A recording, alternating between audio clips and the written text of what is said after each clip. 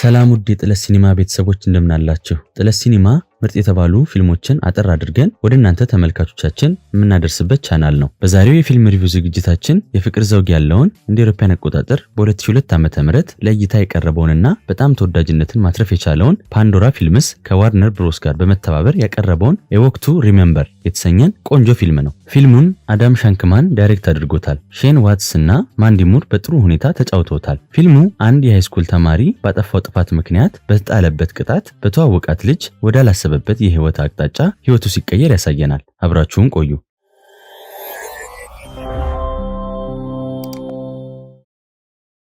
ፊልሙ ሲጀምር በአንድ የተከለከለ ቦታ የሃይስኩል ተማሪዎች ከነሱ ጋር በጓደኝነት መቀላቀል የሚፈልግን ተማሪ ከኛ ጋር ጓደኛ ለመሆን ከከፍታ ላይ ዘለህ ውሃ ውስጥ መግባት አለብህ፣ ከዛም ከኛ ጋር ጓደኛ ትሆናለህ ይሉታል። በዚህም የተስማማው ወጣት ከላንደን ካርተር ጋር በመሆን ወደ ከፍታው ይወጣሉ። ካርተርም 3 ቁጥር እንዘላለን ይለዋል። ነገር ግን ካርተር አልዘለለም ነበር። ብቻውን የዘለለው ልጅም ውሃ ውስጥ ገብቶ ይጎዳል። በዚህም መደናገጥ ይጀምራሉ። ካርተርም ውሃ ውስጥ ገብቶ ለማውጣት ይሞክራል። ግርግሩን የተመለከተ አንድ ጥበቃ ባትሪ ወደ እነሱ አብርቶ ይመለከታቸዋል። በዚህም ደንግጠው ወደ መኪኖቻቸው በመግባት መሄድ ይጀምራሉ። ላንደን ከውሃ ውስጥ የተጎዳውን ልጅ ወደ ዳር ካወጣው በኋላ ነበር ወደ መኪናው የገባው። ከፖሊስም ለማምለጥ ሲነዳ ተጋጭቶ ጉዳት ደርሶበት ይቆማል። በዚህም በፖሊስ ቁጥጥር ስር ይውላል። ፊልሙም መቼቱ ተቀይሮ ላንደን ካርተር ግንባሩ ላይ ታሽጎ እያነከሰ ቤት ውስጥ ይታያል። እናቱም ለአባቱ መደወል እንዳለባትና አባት እንደሚያስፈልገው ትነግረዋለች። ላንደን ግን አይሆንም ይላታል። በሌላ ትዕይንት ቤተክርስቲያን ውስጥ ቄስ ሱልቪያን ወጣቱ ልጅ አደጋው ስላልሞተ አምላክን እናመስግን፣ ሌሎች አብረውት ስለነበሩት ደግሞ እንጸልይ ብለው ዘማሪዎች መዘመር ይጀምራሉ። ከዘማሪዎቹ መሃል የቄስ ሱልቪያን ልጅ የሆነችው ጄሚ ላንደን ይመለከታታል። እሷም እሱን እያየች ስትዘምር ትታያለች። ፊልሙ ትዕይንቱ ተቀይሮ ሃይስኩል ውስጥ ላንደን እና ጓደኞቹ ይታያሉ። የላንደን ጓደኞችም መታሰሩ እንደገረማቸውና ምን እንዳላቸው ይጠይቁታል። እሱም ሊረዳው እንደነበር ወደ ውሃው የገባው ነግሯቸው እንደተፈታ ይነግራቸዋል። ይህንን እየተባባሉ ከሩቅ ጄሚ ስትመጣ ተመልክተዋት በእሷ ማሾፍና መቀለድ ይጀምራሉ። ላንደን የትምህርት ቤቱ ዳይሬክተር ቢሮ ሄዶ ዳይሬክተሩ ቅዳሜ ማታ ትምህርት ቤቱ ግቢ ውስጥ መጠጥ እንደጠጣ እንደተነገረውና ለዚህም እንደሚቀጣ ይነግረዋል። ቅጣቱም ጽዳት እንዲያጸዳ፣ አንደኛ ደረጃ ትምህርት ቤት ሄዶ ተማሪዎች እንዲያስጠናና የቲያትር ክበብ ሄዶ እንዲሳተፍ ነበር። በመጀመሪያም ጽዳት መስራት ይጀምራል። በዛም ጄሚ አብረዋት ላሉ ሰዎች ስለ ከዋክብት ስታስረዳ ተመልክቶ በእጇ የያዘችው የኮከብ ማመልከቻ እንደሆነ ይነግራታል። እሷም ዝም ብላው ማውራቷን ትቀጥላለች። በዚህ ጊዜ ጓደኞቹ ይመጣሉ። ከነሱም መሃል የሆነው ከዋክብት መመልከቻውን ይዛ ያያትና መላእክትን ግን ማየት ትችያለሽ ይላታል። ጄሚም መልሳ ተአምር የሚባል ነገር አለ ትለዋለች። አነስታይን ስለ ሁለንተና ይበልጥ ባጠና ቁጥር በታላቅ ኃይል እያመነ እንደመጣ እንደተናገረ ትነግረዋለች። ያሾፈባትም ልጅ ዲን ይባላል። እሱም መልሶ ታላቅ ኃይል ካለ ለምን ሹራብ አይሰጥሽም ይላታል። ጄሚም ያንተን አእምሮ እየጠበቀ ስለሆነ ብላ በጓደኞቹ ታስቅበታለች። በዚህም ተናዶ ወደ ላንደን ይሄዳል። ላንደንንም ዳይሬክተሩ ስለሌለ እንሂድ ብለውት ይሄዳሉ። የፊልሙ መቼት ተቀይሮ ላንደን የቀድሞ ፍቅረኛውን ቤላንደንን እቤቷ አድርሷት የሱና የእሷ ነገር ያበቃ እንደሆነ ነግሯት ይለያያሉ። በጠዋትም ላንደን እናቱ ከእንቅልፉ ትቀሰቅሰዋለች። ላንደንም ቅዳሜ እንደሆነ ይነግራታል። እናቱም የሚያስጠናበት ቀን እንደሆነ ነግራው ወደዛ ይሄዳል። በዛም ጄሚን ይመለከታታል። ከሚያስጠናውም ልጅ ጋር መግባባት ያልቻለው ላንደን ሳያስጠናው ይመለሳል። መኪና ውስጥም ጄሚ አጠገቡ ሄዳ ልታናግረው ስትሞክር ይጮህባታል። እሷም ያቻ ግፊት እንዳለበት ትነግረዋለች። በተጨማሪም እንደሚያውቃት እንዳያስመስል ትነግረዋለች። እሱም ከልጅነታቸው ጀምሮ አብረው እንደተማሩና እንደሚያውቃት ያስረዳታል። እሷም ሰዎች ስለሷ ምን እንደሚያስቡ እንደማይጨንቃት ነግራው ወደ ቦታዋ ትመለሳለች። በቀጣዩ ቀን ላንደን እግሩ ላይ ጉዳት ደርሶበት ስለነበረ መንዳት ስለማይችል ጓደኛው ኤሪክ ቲያትር ክበብ አድርሶት ተመልሶ መጥቶ እንደሚወስደው ነግሮት ይመለሳል። ላንደንም ቲያትር ክበቡ ውስጥ የሚጫወተውን ገጸ ባህሪ ተነግሮት ብዙም መጫወት አቅቶት ጨርሰው ይወጣሉ። ጓደኛውንም ቢጠብቀው ሳይመጣ ይቀራል። ጄሚም መሞከር ይገድልካል ወይ ብላ ለጠየቀችው ጥያቄ አዎ እኔ ደግሞ ለመሞት ገና ልጅ ነኝ ይላታል። እሷም ስለመማርም ሆነ ወረቀት አይጨንቅህም፣ አንተ ትምህርት ቤቱን የምትወደው ታዋቂ ስለሆንክ ብቻ ነው ትለዋለች። እሱ ይሄ ያንቺ ግምት ነው ይላታል። በዚህም ትታው ወደ መኪናዋ ትገባለች። ላንደንም ጓደኛው ኤሪክ እንደማይመጣ ስለገባው እሷ እንድትሸኘው ይጠይቃታል። እሷም እሺ ብላ ትሸኘዋለች። በመንገድም ጓደኞቹ እንዳያዩት ተከልሎ ያልፋል። በሌላ ትዕይንት ከጓደኛው ኤሪክ ጋር በመሆን የተሰጠውን ስክሪፕት ሲያጠና ይታያል። 3 ሳምንት እንደቀረውና እንደከበደው ለኤሪክ ይነግረዋል። ኤሪክም መልሶ ሰዎች ምን ይሉሃል ይለዋል። ላንደንም ምንም ማድረግ እንደማይችል ይነግረዋል። ትምህርት ቤትም ጄሚን እንድትረዳው ይጠይቃታል። እሷም ከሷ ፍቅር እንደማይዘው ቃል እንዲገባላት ከነገረችው በኋላ እንደምትረዳው ነግረው ይለያያሉ። ጄሚም ለአባቷ ትነግራቸዋለች። አባቷም ስነ ምግባር የሌለውና ኃላፊነት የማይሰማው ልጅ ነው ይሏታል። እሷም ይቅር ማለት አለብን ትላቸዋለች። በተጨማሪም ሕይወቴን እንዴት መኖር እንዳለብኝ ተወያይተን የወሰነውስ ትላቸዋለች። ቄስ ሱልቪያንም ላንደንን እንደማያምኑት ይነግሯታል። በዚህ ጊዜ በሩ ይንኳኳል። ጄሚ ስትከፍት ላንደን ነበር። ወደ ውስጥ እንዲገባ ነግራው ስክሪፕት ከመኝታ ክፍሏ ለማምጣት ትሄዳለች። ቤቱ ውስጥም ቄስ ሱልቪያን በሆነው ነገር ደስተኛ እንዳልሆኑ ይነግሩታል። ፊልሙም ትዕይንቱ ተቀይሮ ላንደን በምሽት መኪና እየነዳ ጄሚን ይመለከታታል። መኪናውንም አቁሞ ተከትሏት በመቃብር ስፍራ በማታ ለብቻዋ ምን እንደምታደርግ ይጠይቃታል። እሷም መታ ማየት ትችላለህ ብላው ትሄዳለች። ተከትሏትም ሲሄድ ቴሌስኮፕ ያለበት ቦታ ይደርሳሉ። በ12 ዓመቷ እንደገዛቸውና የተሻለ ቴሌስኮፕ እንደሚያስፈልጋት ሃይኪ የተባለውን ኮሜት ለማየት ትነግረዋለች። እሱም ተፈጥሮ ታምር ናት ይላታል። እሷም እምነት እንዳላት ትነግረዋለች። አንተስ ብላ ለጠየቀችው ጥያቄ እንደማያምን ይነግራታል። ብዙ መጥፎ ነገሮች በሞሉባት ዓለም ውስጥ ነን ያለነው ይላታል። ጄሚም ያለ ስቃይ የሚገኝ ደስታ የለም ትለዋለች። ላንደንም ይህንን ለሚሰቃዩት እንነግራቸዋለን ብሎ ይመልስላታል። በንጋታው ትምህርት ቤት ላንደን ከጓደኞቹ ጋር ቆሞ ጄሚ መታ ከክላስ በኋላ አገኘሃለሁ ትለዋለች። ከእሷ ጋር መሆኑ በጓደኞቹ እንዳያስተቸው የፈራው ላንደን በህልምሽ ነው የሚሆነው ይላታል። በዚህም ተበሳጭታ ጥላው ትሄዳለች። ላንደንም ከክላስ በኋላ ወደ ጄሚ ጋር ይሄዳል። ተበሳጭታ የነበረችውም ጄሚ ማንም እንዳያውቅ እንደፈለገ ትነግረዋለች። ላንደንም መልሶ ሰርፕራይዝ ማድረግ ፈልጎ እንደሆነ ይመልስላታል። ጄሚም የተሻልክ መስሎኝ ነበረ ተሳስቻለሁ ብለው ዘግታበት ወደ ውስጥ ትገባለች። በሌላ ትዕይንት ላንደን የሚያስጠናበት ትምህርት ቤት የሚያስጠናውን ልጅ በጨዋታ አድርጎ ያስረዳዋል። ቲያትሩንም ማጥናት ይጀምራል። በተጨማሪም ከኛ ጋር ለመሆን መዝለል አለብህ ያሉትና ተጎድቶ ሆስፒታል የገባውን ልጅ ሄዶ ይቅርታ ይጠይቀዋል። ቲያትሩንም በሚገባ ይጫወታል። ከመድረኩም ሲወርድ በብዙዎች አድናቆትን ያገኛል። አባቱም መጥቶ ሊያወራው ሲሞክር ጥሎት ይሄዳል። አባቱም አትሂድ ሲለው አንተነህ መሄድ ያስተማርከኝ ብሎት ጥሎት ይሄዳል። በንጋታውም ትምህርት ቤት ላንደን ጄሚ ያለችበት ሄዶ ይቀመጣል። ጄሚም ሰዎች እኮ ያዩሃል ትለዋለች። ስለምታነበው መጽሐፍ ይጠይቃታል። እሷም ትነግረዋለች። ላንደንም ከአንቺ ጋር መሆን እፈልጋለሁ ይላታል። ጄሚም መልሳ ውሸት ነው ትለዋለች። ላንደንም የምሩን መሆኑን ያስረዳታል። ጄሚም እንደገና መልሳ ማረጋገጥ ይጠበቅብሃል ብላው ተነስታ ጥላው ትሄዳለች። ላንደንም ተከትሏት ይወጣል። ጄሚም መጀመሪያ ጓደኛ መሆን አትችልም ትለዋለች። እሱም መልሶ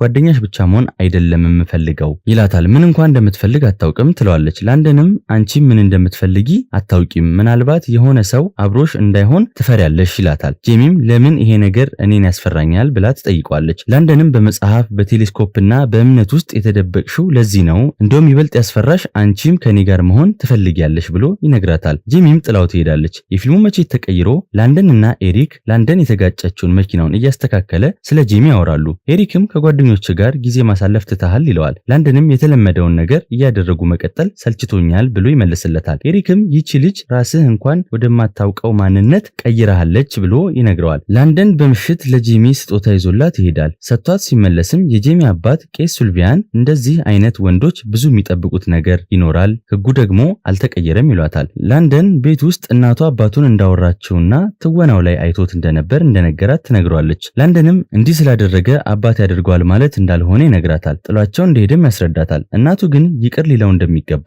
ትነግሯለች። ትምህርት ቤት ውስጥ ሶስቱ የላንደን ጓደኞች የላንደን የቀድሞ ፍቅረኛ የሆነችው ቤሌንዳ በቲያትሩ ወቅት ያነሳችውን ፎቶ ራቁት ከሆነ ፎቶ ጋር አቀናብረው ለተማሪዎች ትምህርት ቤት ውስጥ ይበትኑታል። ጄሚንም ተማሪዎች እያዩት ይስቁ ነበር። ፎቶውንም አይታ ልትወጣ ስትል ላንደን ይዟት ይሄ ከኔ ጋር ነው ብሏት ከዴን ጋር ይጣላል። ዴንም ካሁን በኋላ አብረው እንደማይሆኑ ይነግረዋል። ላንደንም ጄሚን ይዟት ይወጣል። ቅዳሜ ማታ እራት አብረን እንብላ ብሎ ይጠይቃታል። ጄሚም አባቷ እንደማይፈቅዱላት ትነግረዋለች። በሌላኛው ቀን ላንደን ወደ ቤተክርስቲያን በመሄድ ቄስ ሱልቪያን ልጃቸውን ቅዳሜ ማታ ለራት ይዟት እንዲሄድ እንዲፈቅዱለት ይጠይቃቸዋል። ቄስ ሱልቪያን ግን እንደማይታሰብ ይነግሩታል። ላንደን ግን በየቀኑ በቤተክርስቲያን የሚያስተምሩንን እምነት ነው የምጠይቁት ይላቸዋል። የፊልሙ ትዕይንት ተቀይሮ ሬስቶራንት ውስጥ ጄሚ አባቷን ማስፈቀዱ እንደገረማት ለላንደን ትነግረዋለች። ራት ከበሉም በኋላ ይደንሳሉ። ይደነሱም የሱ አንደኛ ምርጫ ከዚህ ከተማ መውጣት እንደሆነ ይነግራታል። ጄሚም የፈለገውን ማድረግ እንደሚችል ታስረዳዋለች። ከሬስቶራንቱ ወጥተው በአንድ የባህር ዳርቻ ላይ ጄሚ የሚሰማት ስሜት እንደ ነፋስ እንደሆነና ስሜቱን እንደተረዳችው ግን ማየት እንደማትችል ትነግረዋለች። ላንደንም ምን ተሰማሽ ይላታል። እሷም ታላቅነት፣ ውበት፣ ደስታና ፍቅር እንደተሰማት ትነግረዋለች። ላንደንም አፈቅርሻለሁ ይላታል። ጄሚ ግን ከኔ ጋር ፍቅር እንዳይዝህ ብዬ ነበር ትለዋለች። ትምህርት ቤትም አብሯት መሆን ይጀምራል። እቤቷም ሸኝቷት ሲሰማት የተመለከቱ የተመለከቱት አባቷ ቄስ ሱልቪያን ላንደንን ወደ ቤት ሂድ ብለው ጄሚን የኃጢአት ስራን እየሰራሽ ነው ይሏታል። በተጨማሪም ትንሽ ልጅ ነሽ ይሏታል። ጄሚም እኔ ትንሽ ልጅ አይደለሁም ስትላቸው እንደዛ ከሆነ እንደ ትንሽ ልጅ ማሰብ አቁሚ ይሏታል። እሷም መልሳ አፈቅረዋለሁ ትላቸዋለች። ቄስ ሱልቪያን ነገሮች በደንብ ሳይበላሹ በፊት ከሱ መራቅ ይኖርብሻል ብለዋት ወደ ቤት ይገባሉ። ጄሚ ቴሌስኮፕ ይዛ ወደምታይበት ቦታ አብረው ይሄዳሉ። ጄሚም ምን ኮከብም ላሳየህ ትለዋለች። እሱም ፕሉቶን ይላታል። ጄሚም ፕሉቶ የምትታየው ፀሐይ ከመውጣቷ ከጥቂት ደቂቃዎች በፊት ነው ብላ ትመልስለታለች። ላንደንም ለዛ ብሎ ብርድ ልብስ እንዳዘጋጀ ይነግራታል። ጄሚም ሆን ብለህ ነው ያደረከው ብላ ትጠይቀዋለች። በህይወትሽ ትልቅ ቦታ የሰጠሽው ማድረግ የምትፈልጊው ምንድን ነው ብሎ ይጠይቃታል። ጄሚም በቤተክርስቲያን ማግባት ትለዋለች። የእሷ ቤተሰቦችም እንደዚህ እንደተጋቡ ትነግረዋለች። በነጋታው ላንደን ከእናቱ ጋር ሆኖ የላንደን እናት ከጄሚ ጋር እንደሆነ እንዳወቀችና የቄሱ ልጅ ናት በጣም መጠንቀቅ ይኖርብሃል ትለዋለች።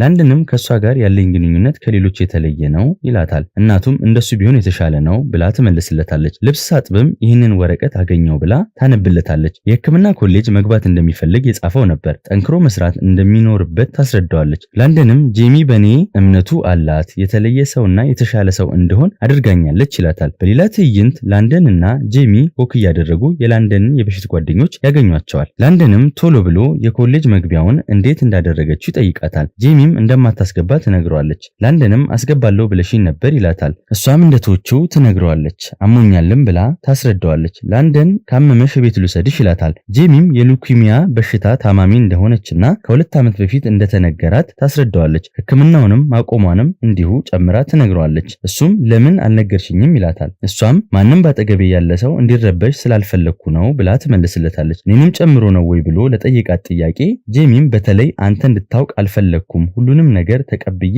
አምኜ እየኖርኩ ነበር፣ አንተም ወደ ህይወቴ ገባ፣ እኔ በፍጹም ፈጣሪን ማማረር አልፈልግም ብላው እያለቀሰች ጥላው ሮጣ ትሄዳለች። ላንደን ወደ አባቱ ቤት በመሄድ ፍቅረኛዬ ካንሰር ታማሚ ናት እንድትረዳኝ እፈልጋለሁ ብለዋል። አባቱም እንዲረጋጋና እሱ የልብ ሕክምና ባለሙያ እንደሆነ ይነግረዋል። ላንደንም ልትረዳኝ አልፈለግክም ብሎ ጥሎት መኪና ውስጥ ገብቶ ይመለሳል። የፊልሙ ትዕይንት ተቀይሮ ኤሪክ ላንደን እናቱ እንደደወለችለት ስለ ጄሚና ስለ ራሱ እንደጠየቀችው ይነግረዋል። ላንደንም ጄሚ ማለት ካወቅኳቸው ሰዎች በጣም ምርጧ ናት ይለዋል። በተደጋጋሚም ወደ ቤቷ በመሄድ አበቦች ያስቀምጣል። አባቷም ሲያገኙት የትም እንደማይሄድና ለጄሚ ይህንን ይንገሩልኝ ብሎ ይነግራቸዋል። በሌላ ትዕይንት ጄሚ ላንደንን አግኝታው ቀደም ብላ መንገር እንደነበረባት ይቅርታ ትጠይቀዋለች። እሱም ፈራሽ ወይ ይላታል። እሷም ለሞት ነው ትለዋለች። ላንደንም አያስቅም ብሏት ይቆማል። ጄሚ መልሳ ካንተ ጋር እያለው ምንም የሚያስፈራኝ ነገር የለም ትለዋለች። ላንደንም ይህ ነገር እንዳይፈጠር ምኞቴ ነው ይላታል። ላንደን እናቱን የሆነ ነገር አድርጊልኝ ብሎ ዳንስ እንድታስተምረው ይጠይቃታል። የተማረውንም ዳንስ ጄሚ ጋር በመሄድ ከሷ ጋር ይደንሳል። በሌላ ትዕይንት በጄሚ ምክንያት የተጣላው ቤስት ጓደኛው ዴን ላንደንን መጥቶ ይታረቀዋል። ላንደንም ወደ ጄሚ ቤት በመሄድ እሷ ልትሰራ ያሰበችውን ትልቁን ቴሌስኮፕ መስራት ይጀምራል። ነገር ግን ጄሚ ህመሟ ተባብሶ ስለነበር ሆስፒታል ትገባለች። በዛም ላንደን በጣም አዝኖ ከሷ ጋር ሆስፒታል ይሆናል። ጄሚ ግን አልነቃችም ነበር። ላንደን ግን እስክትነቃ ጠብቋት፣ ስትነቃ እንደሚመለስ ነግሯት ከአባቷ ጋር ጥሏቸው ይወጣል። አባቷም የ5 ወይም የ6 ዓመት ልጅ ሆነሽ ታስታውሻለሽ ከጣራው ላይ ውረጅ ስልሽ የመሬት ስበትን እንደምትጠይና በዛው መብረር ብትቺ እንደማትመለሽ የነገርሽኝን ይሏታል። ጄሚም በጣም ተናድጄ ስለነበር ነው ትላቸዋለች። አባቷም አንቺ ከኔ እንዳትርቂ ስለምፈልግ ብዬ ነው ይሏታል። እናቴ ስትሞት በጣም ፈርቼ ነበር ብለው ይነግሯታል። ትዕይንቱ ተቀይሮ ላንደን ቤቱ ቁጭ ብሎ የቀድሞ ፍቅረኛው መታ ፎቶውን ስላቀናበረች ይቅርታ ጠይቃው ትመለሳለች። ሆስፒታል ውስጥ ጄሚ ለላንደን መጽሐፍ ሰጠችውና ከመጽሐፍ ውስጥ እንዲያነብላት ትጠቁመዋለች።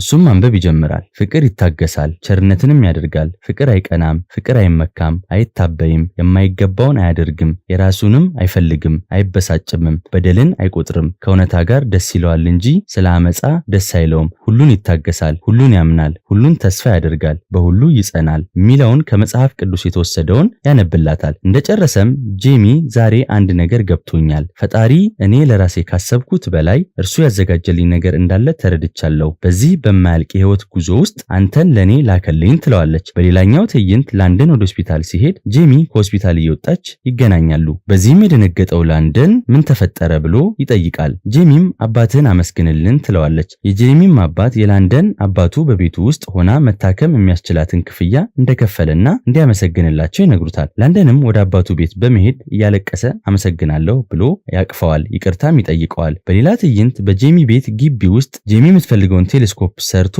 ማየት የምትፈልገውን ኮሜት እንድታይ ያደርጋታል። ኮሜቱንም እሱም ይመለከተዋል። እንደምታፈቅረውም ይጠይቃታል። ጄሚም አዎ ትለዋለች። ላንደንም ለኔ ምንም ነገር ታደርጊያለሽ ወይ ብሎ መልሶ ይጠይቃታል። እሷም የፈለግከውን ትለዋለች። እንደዛ ከሆነ ታገቢኛለሽ ወይ ብሎ ይጠይቃታል። ጄሚም እሺ ብላው አባቷ በሚያገለግሉበት ቤተክርስቲያን ጋብቻቸውን ይፈጽማሉ። የፊልሙ ትዕይንት ተቀይሮ ላንደን ወደ ጄሚ አባት በመሄድ ጄሚ የሰጠችውን መጽሐፍ ይሰጣቸዋል። ሕክምና ኮሌጅ እንደገባም ይነግራቸዋል። የፈለገችውን ተአምር ስላላየች በጣም አዝኛለሁ ብሎ ለቄስ ሱልቪያን ላንደን ይነግራቸዋል። ቄስ ሱልቪያንም ተአምሩ አንተ ነበርክ አይታዋለች ይሉታል። በሌላ ትዕይንት ላንደን በአንድ የባህር ዳርቻ ሆኖ ጄሚ ሁሉን ነገር አስተምራኛለች፣ ስለ ህይወት፣ ስለ ተስፋና ረጅም የህይወት ጉዞ እንደሚጠብቀኝ አስተምራኛለች።